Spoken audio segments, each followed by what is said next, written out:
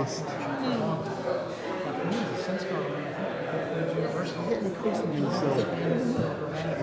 Showed up.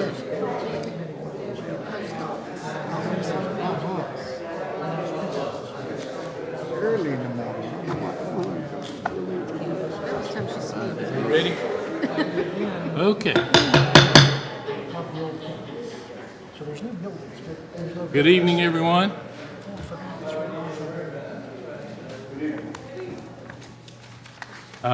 I'd like to pass a resolution making it positive that each and every one of you sign up here and be here for the next 3 months' meetings. It's a pleasure to see everyone here this evening. Thank you for coming out. I know a lot of you have something to say, and we're going to get to that too. But before we do, we're going to have our normal board meeting, and we'll get through that real quick. All right. First thing on the agenda is approval of the agenda. I make a motion we approve the agenda. I have a motion. Second. Made second. Any questions? All those in favor? Okay, thank you very much. Now, public comment period. If you will indulge me, I'm going to hold off on reading this because we have a public comment period for the budget a little later on. But let's see. Did anyone sign up for just the public comment period? No, sir. Oh, they didn't? Okay, well, we'll pass over that then and go right on to the consent agenda. Motion to approve. A motion? Second. Second. All those in favor? Thank you. All right, we're going into old business now, and this is the Weaver's Pond Final Plat Approval, Phase 2C. Staff?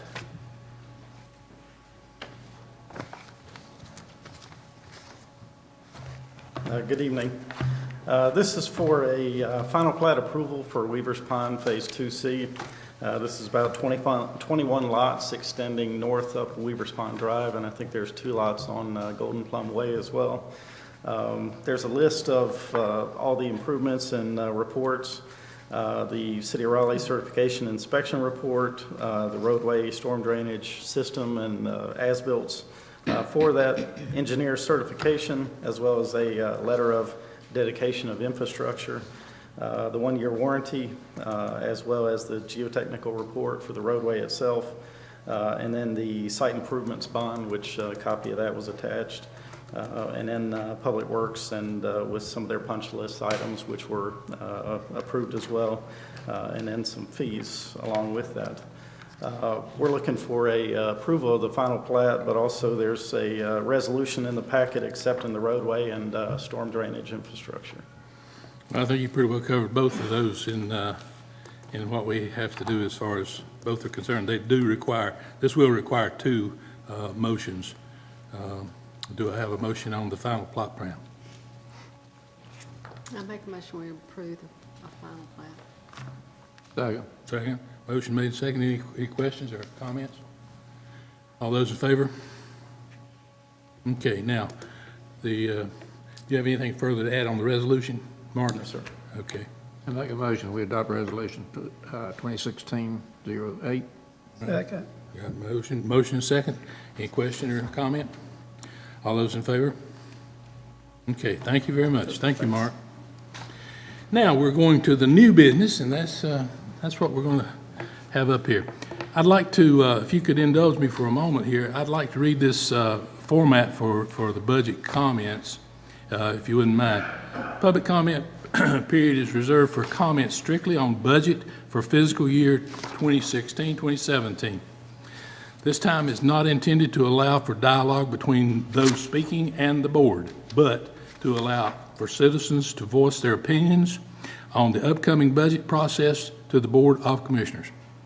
Each person will have the opportunity to speak for 3 minutes.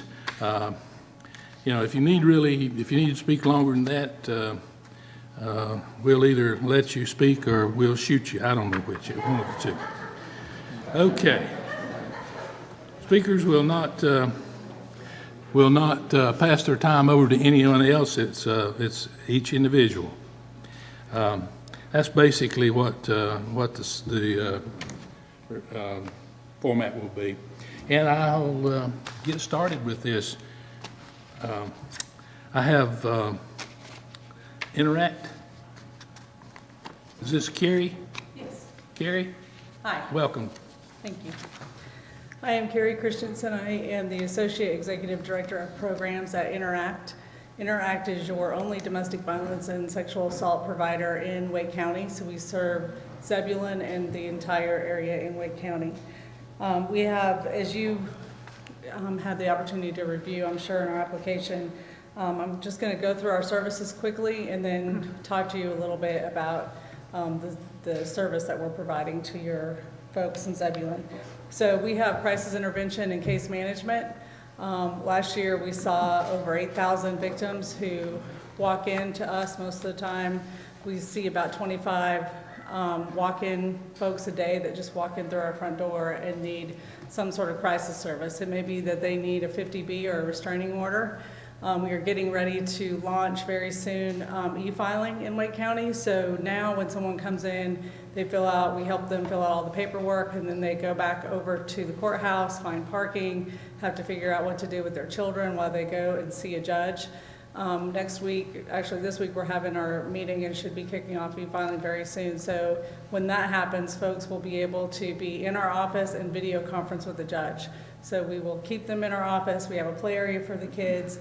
They can video conference with the judge, which will decrease risk of running into the perpetrator and have services for their children. They will go to court for their 10-day hearing, but that initial hearing will be right at the Interact office. They can also still continue to do that at the courthouse if they go to the courthouse first. So we're looking forward to that service, which is going to be just overall much safer for victims that we serve. We have the emergency shelter. We have 45 beds where we house women and children for up to 8 weeks, and we are very happy with our success rate. When folks leave, it's about a 90% chance that they stay in independent housing when they leave us. So we're very proud of that statistic, and we work with them to help them find jobs, housing, daycare, just whatever it is that they need to be independent and live violence-free after they leave our program. We have the only sexual assault center, forensic exam center in North Carolina. It's called the Solace Center. So rape victims can come directly to us rather than going to the hospital. The average wait time at the hospital is about 5 minutes. They come to us, it's less than an hour. We have one forensic exam nurse, a SANE nurse on staff. We contract out with 14 others. So when folks come to us, we are there. We have an advocate that can be with them. Advocates also respond to the hospital, but if they come directly into our center, we can provide that service right there. We can then call your police department and say we have the rape kit ready. Detective or whoever is on the case for the police department can come straight over to the Solace Center, pick up the rape kit, and go from there with the prosecution. We do a lot of training and engagement work, and we did that in the town of Zebulon as well last year. So that's kind of a snapshot of the direct services that we provide. Our YES team sees about 8,000, or I think actually last year it was 14,000 kids in the Wake County school system. So we really work on prevention and know how important that is to break that cycle of violence. So we have requested $1,000 from the town of Zebulon, which breaks down, we saw 50 residents from the town of Zebulon last year. So if you break that down, that's just $20 for everything that I listed, all the services that we provide. That's $20 that the town of Zebulon is investing in their citizens for services that are needed by victims of domestic violence and sexual assault. And that's for our support groups. We have a whole array of support groups that we provide for domestic violence and sexual assault, all the case management services, sexual assault services, and then the shelter as well. Okay, thank you, Kim. Does the board got any questions they'd like to ask Kim? Can you, are you funded strictly by donations, or could you tell us a little bit about how you're funded? Sure. Our budget is about $3.5 million, and we are funded about 2.6 of that is raised locally every year. So we are working with businesses in the community and individuals to raise those dollars locally. And then we receive some grant funds as well. After this, after you do the domestic violence, after there, whatever, do y'all follow up? You know, we were just Well, talking how's about this today. What we do is we have them follow up with us because on average it takes 7 times of leaving and going back before they leave for the final time. Leaving is not an event, it's a process. And so it might be dangerous for us to contact them, so we let them come back. But we have long-term services. They can come back to support group, they can use case management, they can come back as often as they need to. And I know I'm out of time, but I want to mention this really quickly. We also have a lab program where we work with police departments in the area. We do training so that when they respond to a domestic violence call, there's 11 scripted questions that they ask on the scene. And if the lethality of the victim is high, then they call us. We have a 24-hour crisis line, which I hadn't mentioned yet. So they'll call the crisis line, and we have a hospitality suite in our shelter, so the police department then can bring folks directly into that hospitality suite if they're at high risk. And it's really a neat thing for the police officer. Those who have done it really think it's great because it's just very scripted, and then they know exactly who to call and what to do. Hey, thank you. I'm a little, maybe I didn't understand. Did you say where you were located? Our office is on Oberlin Road. On Oberlin Road? We, on 1012 Oberlin, just down from Cameron Village. We Okay. have, the Raleigh Police Department is housed in our office. It's the Family Safety and Empowerment Center, so it's a co-location model. We have legal aid in our center. We have Raleigh Police, we have 9 officers with Raleigh PD. Their whole domestic violence unit is located there. We have Alliance of Disability Advocates. So we have a host of services that are right there in our building. It's the old YWCA building. Yes, ma'am, I know where that's at. One more quick question. Sure. Curtis mentioned funding. Does the Raleigh Fire Department offer you any help as far as funding? The town of Raleigh does. The city of Raleigh? Yeah, the city of Raleigh does, yes. Oh, okay. Maybe the sheriff's department too? County? I don't know that the police departments or fire departments directly do, but the towns do, the cities Okay. provide funding. All Yes, right. sir. Thank you very much, ma'am. Okay, thank you Appreciate for your comments. time. Thank you. Okay, Ms. Kim from Kindred Spirits Farm? I know that last name's a hard one. Yeah, I'm not gonna tackle it at all. It's Hasselhunt. Hasselhun. Hun. Yeah. Ms. Hasselhun, it's good to have you with us tonight. Thank you.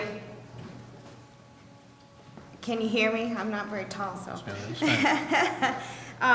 My name is Kim Hasselhunt, and I'm the owner and director of Kindred Spirits Farm. We are a nonprofit organization who pairs horses and individuals together for therapy.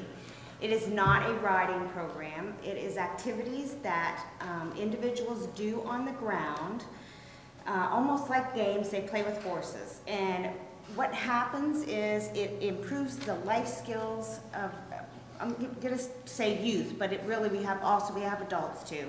But it also enhances the experience of youth in life skills, learning confidence, communication, problem solving. There's not a lot of talking that goes on. What happens is the child and the horse do an activity, and I'm there just to facilitate conversation between me and the child or individual who is doing the therapy. And I call it therapy. It's really not. It's just assisted wellness. We deal with kids who are just having trouble in their teens, mostly middle school children who are just dealing with trying to survive in life, just to meet the daily challenges that they have every day: peer pressure, bullying, substance abuse, abuse and neglect out from home, single parents who are having a hard time just dealing with life in general. Our programs are, right now we just have youth programs. We are hoping in the future to start with veterans to help them deal with the negative effects that have come from serving. We're starting a pilot program with the veterans just to see how it goes, to see what the interest is, and see how I can help. Okay, sounds like a wonderful thing. Where are you located? We're in Zebulon. You are in Massey Zebulon? Road. On where, Massey Road? Yeah, I see right here. Just want to make that clear for everyone. Okay, questions? How do you get your, do you work with the school system? How do you come up with kids that want to get into your program? And Mostly it's word of mouth. I do school visits. I take the horse from the farm to the schools and give a little spiel about the horse and how they see and hear and how they interact. And most of the kids. hold on 1 second. Lisa, does she need to be behind the mic?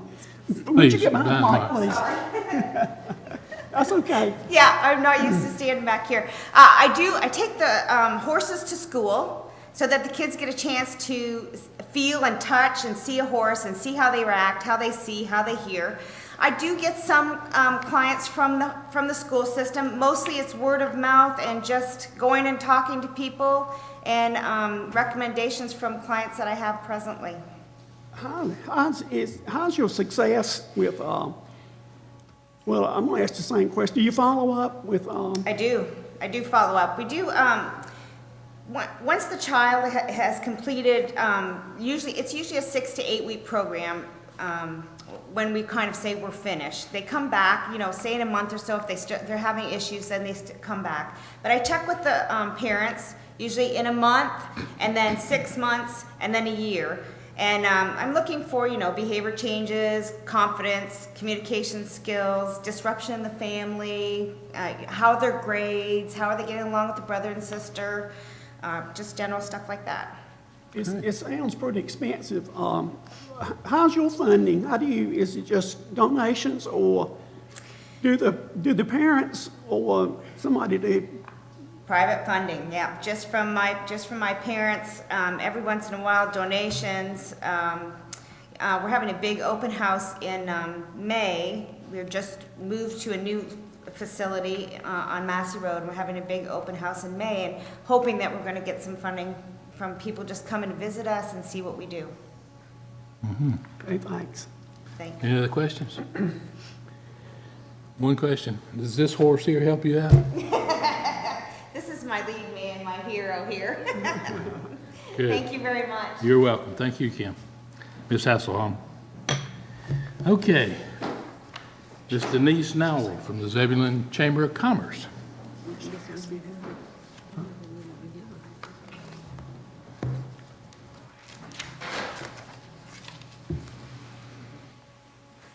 Thank you, Don. You're welcome. Good evening. On behalf of the Chamber Board and member businesses that we represent, we just want to first of all recognize you as our commissioners and in absence of the mayor for the good work that you guys do every day to keep moving Zebulon forward. Thank you for that. The Chamber is also very thankful for the annual investment of $1,000 that the town has invested us in years past. When approached about the opportunity to come to Zebulon, I was pleased to learn that the town was looking for the next chamber director to be invested in economic development for Zebulon. Building on conversations over the past several months, the Zebulon Chamber is here this evening to submit a request for the town and the chamber to begin exploring a new relationship focused on the chamber pursuing economic development as an extension of the town. The basis of the relationship would be for the chamber to serve as the economic development arm for the town of Zebulon. So an initial area of concentration would include strengthening and broadening existing business, doing things like holding business retention visits, creating focus groups with our downtown business owners, developing programming that feeds the workforce development needs and that pipeline for our large industries. A second area would include stimulating continued progress and celebrating some of our impactful successes. Things like the fact that Dallas Pierce has moved his office into the downtown area. Farm Fresh Markets celebrated their first strong season. Fonville Morrissey Realty completed 2 years' worth of research before then making a purposeful decision to locate their offices here in Zebulon. Holiday Happenings became a new brand for a weekend of events in December that included a vendor market, the Christmas parade, a tree lighting, and all of that was to draw business and attention back to our downtown. We also want to begin to attract growth that we want. Having infrastructure in process becomes its own attraction even before everything's complete. So that's accolades to you guys for the things that you're doing. Stuff like greenway plans, road improvements as a result of being the congestion that's near Sheets and the new Waffle House, dirt that's being moved for the next phases of Shepherd's Park and Weaver's Pond. All of those things are things that garner attention and speak to the progress of the things that are going on for you guys here in Zebulon. Other avenues for attracting what we want will be advancing on ideas presented at a recent Greater Raleigh Convention and Visitors Bureau discussion, and then creating program content for a half-day Zebulon Economic Forecast Perspectives Conference that the Chamber will host this October. So what is our approach for this new relationship, and how do we get there? Our approach would be for us to create a framework for mutual expectations between the town and the Chamber. Next steps would be to define what our roles could be, building on best practices, things like looking at communities like Wake Forest, Morrisville and Cary and others who have this kind of relationship. Pursuing training that revolves around some of the goals that we're setting, accessing the Wake County economic development resources, and taking these steps will allow us to drill down to what we want this relationship to look like and help us determine some of the measurables for that. So in conclusion, what we're presenting this evening is a request for consideration. We're not here to attach a dollar amount at this stage. From our perspective, economic development is both chamber work and town work, and our alignment with one another for the growth that we want will determine all that we can accomplish together. So thank you for the time to be here, and on behalf of the Chamber of Commerce and our Board of Directors, we look forward to exploring this new opportunity for relationship with you. Thank you, Ms. Dowell. Thank you. All right, questions on the board? Come on, guys, give her at least one question. I think probably your attendance in our retreat for the past couple of days has pretty well told the board what you're expecting. Well, I've appreciated it. No Thank problem. you. All right, thank you, Ms. Denise. Okay, I've got Raquel Dexter. And the funniest thing I see is the fact that she doesn't look anything like Linda Johnson. She's with the East Wake Education Foundation. And she brought some of them with her. Who are these two young men? Hi, my name is Raquel Dexter, and I'm speaking here on behalf of the East Wake Education Foundation. I'm just a mom that goes to the foundation. From my understanding, you guys have contributed before, and I'm very thankful as a mom that goes to the center weekly, if not more often than weekly, sometimes 3 times a week. The foundation, if you've never been there, I like to describe it as a mini Marbles with a local and personal feel. My kids get to play, they get to learn, the staff gets to interact with them, they get to help me in questions I may have in raising these children. There's one more being walked up and down the halls because he's only 1. You know, we go in and our kids have an opportunity to do story time. They have an opportunity to do an arts and craft. They have an opportunity to interact with their peers that they may not get normally when they don't attend a preschool, or that something is not in the budget for local families.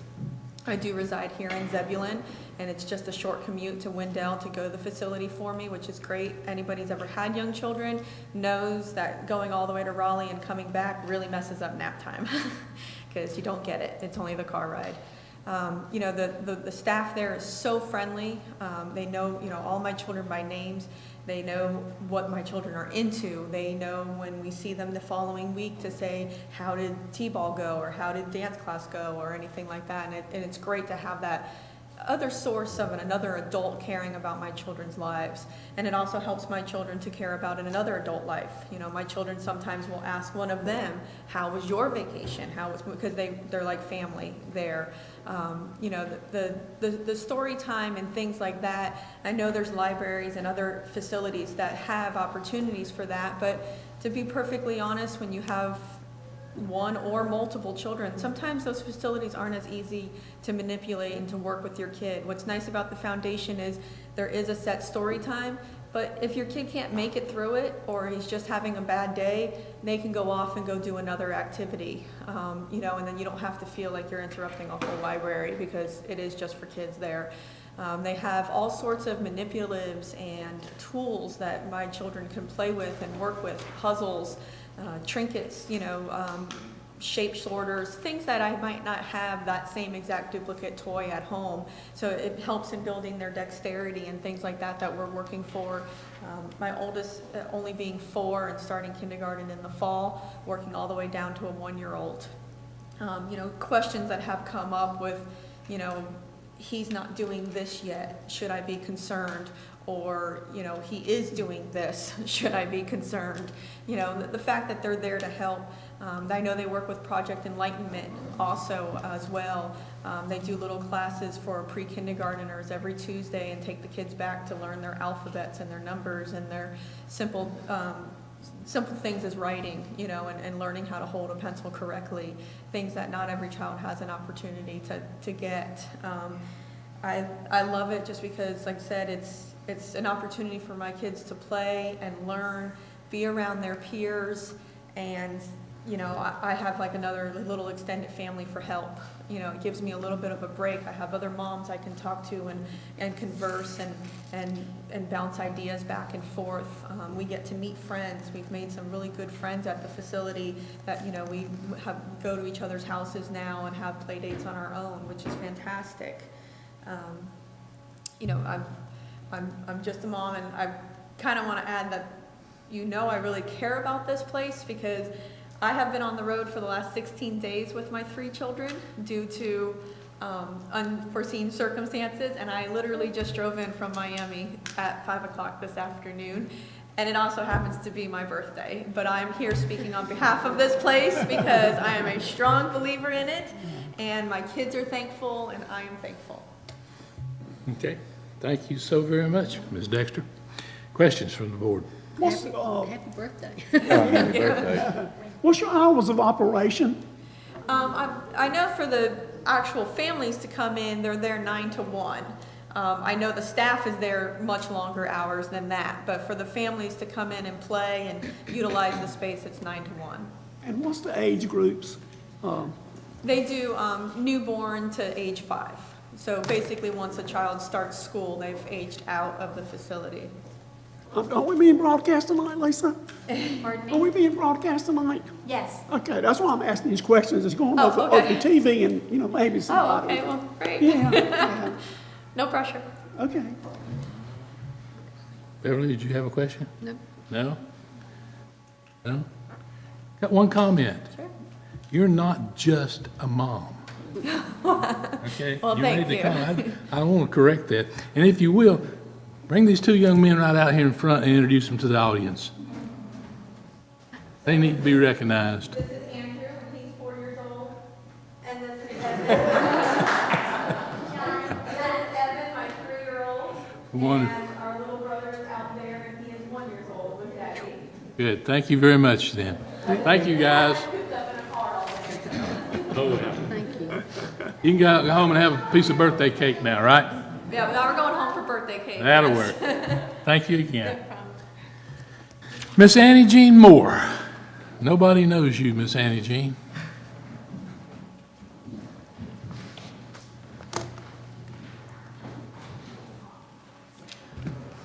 Good afternoon. My name is Annie Jean Moore, and I'm here to talk about the Martin Luther King Brothers that I do every year. How I got started on this when Zebulon turned 100 years old, the centennial, and I was on this committee, and when it got to me, and I said, let's have a concert and let's have a brother, and it brings the community together. And I have been doing this a long time, and I also like to say I appreciate what y'all do for us, and I have it at the first one I had was at the Zebulon Baptist Church, and it was a concert, and then the next day, that Monday, we had the brother, and we had some good speaker, every year, and I have sponsor give me money to help with this program. And I brought this program just in case if anybody want to see it. Most of the time, y'all there. And one of the commissioners, Dale Bett, is on the committee with me. So we really enjoyed working together. And that's all I have to say, and I thank y'all for Thank you, Ms. coming. Ann Jean. Questions from the board? You got off easy. Thank you, Ann. All right, Big Larnell, it's your turn.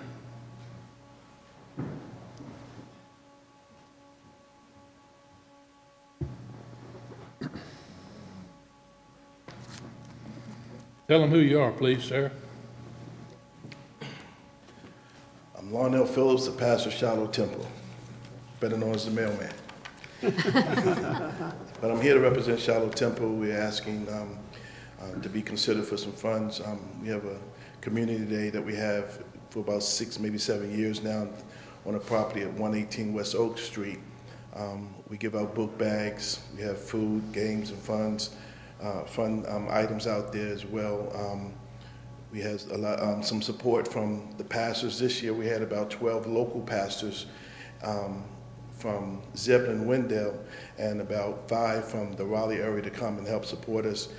We have sponsors to help us with that event as well, but it's very costly. We give this year we gave over 300 book bags with items in the book bags to the children. What we're trying to do is bring the community together as a large, where it won't be 4 or 5 giveaways, it would just be one. And that's what we're working on now, where maybe we can merge with someone else before that time. And we usually have it in August. I don't have the date in front of me. I apologize for that, but I can send that to you. And we just need the support. Our church put out some monies as well. But if we could get some help from Zebulon in the town, it would really be helpful and appreciated. Okay. Questions? How long have you been involved in this? About 6 or 7 years.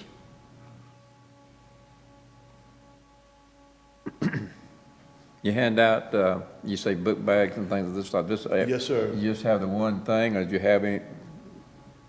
This one event every year. We also have Christmas that we do, where we give out toys and clothes.